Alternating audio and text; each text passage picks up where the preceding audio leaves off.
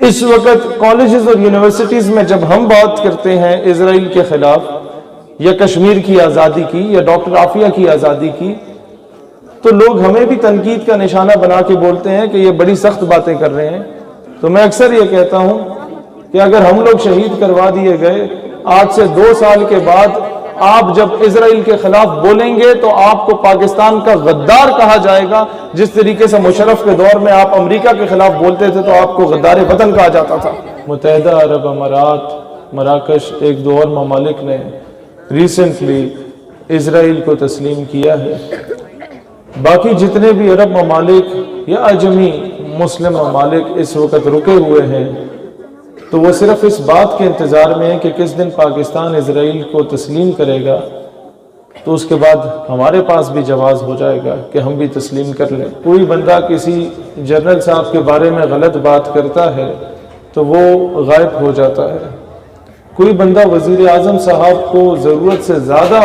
مخالفت کا نشانہ بنائے یا تنقید کا نشانہ بنائے، چاہے وزیر اعظم نون لیگ کا ہو یا پیپلز پارٹی کا یا پی ٹی آئی کا، بندہ غائب ہو جاتا ہے۔ اسی طریقے سے آپ کسی لوکل ایس ایچ او کو بھی ذرا سی تڑی دکھائیں تو آپ یقیناً غائب ہو جاتے ہیں۔ اب فلسطین کو ہم امپورٹنس کیوں دیتے ہیں؟ کیونکہ قبلہ اول بیت المقدس مسجد الاقصی وہاں پر ہے، حضور علیہ السلام نے انبیاء کرام کی جو امامت کی وہ وہاں کی سرزمین فلسطین پر۔ صحابہ کرام رسول اللہ علیہ السلام اس طرف رخ کر کے سجدہ کیا کرتے تھے، قبلہ اول آپ کا وہاں تھا۔ اب آپ مجھے یہ بتائیں کہ پچھلے 3-4 مہینوں میں جنرل امجد شعیب نے اسرائیل کے بارے میں کہا کہ اس کو تسلیم کر بھی لیں تو کیا ہوگا، اس پہ بحث کی جا سکتی ہے، اس پہ کسی نے نوٹس نہیں لیا۔ کامران خان نے ٹویٹ کی کہ جناب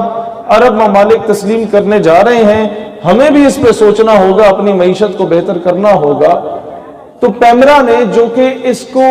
دیکھتا ہے میڈیا کی چیزوں کو، یا سائبر کرائم جو ایف آئی اے کا ہے جو سوشل میڈیا کو دیکھتا ہے، اس نے کوئی نوٹس نہیں لیا۔ آپ ممتاز قادری یا برہان وانی کی تصویر لگائیں، اکاؤنٹ بلاک ہوتا ہے نا جی،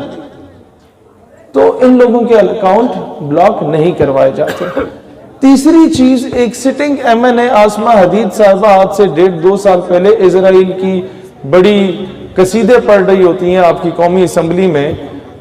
ان کو ان کی پارٹی کی طرف سے یا اسپیکر کی طرف سے ایک بھی شو کو نوٹس ایشو نہیں کیا جاتا، لیکن اسپیکر قومی اسمبلی کے خلاف بات کی جائے تو آپ کا مائک بند کر دیا جاتا ہے۔ سوال یہ پیدا ہوتا ہے کہ وہ جگہ جہاں پر رسول اللہ علیہ السلام نے انبیاء کی امامت فرمائی معراج پر جانے سے پہلے، کیا اس جگہ کے تقدس سے بڑھ کے کسی جرنیل کا تقدس ہے معاذ اللہ؟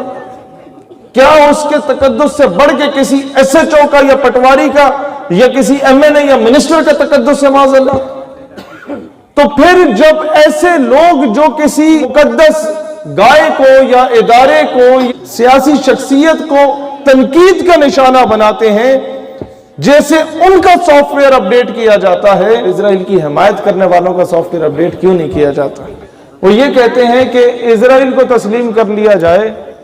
تو ہم اکنامکلی، فائنینشلی، معیشت میں، پیسوں کے معاملے میں بہتر ہو جائیں گے، ہمیں پیسے مل جائیں گے، ہماری امپورٹ اینڈ ایکسپورٹ اچھی ہو جائے گی۔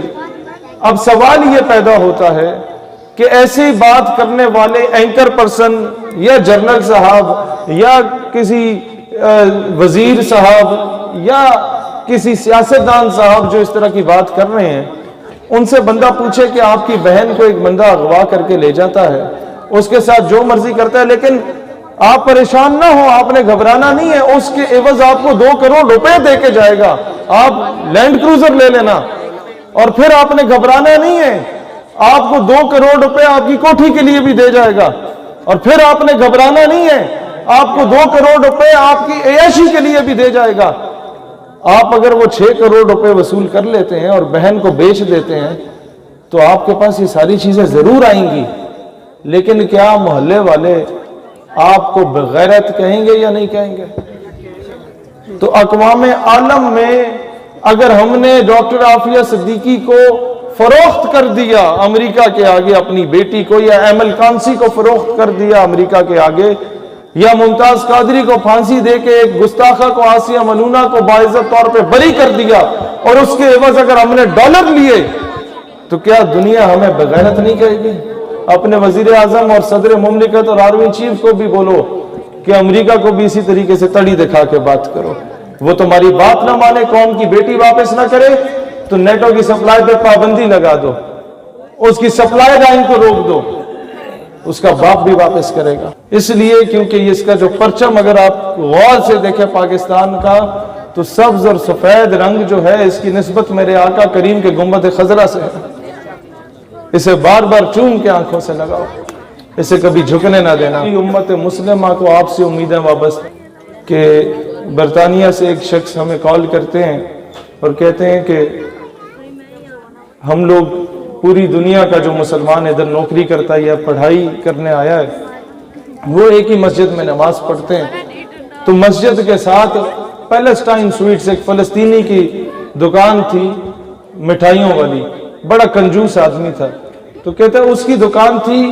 जब सलाम फेरा गया तो उसने कहा इस जुम्मे के फौरन बाद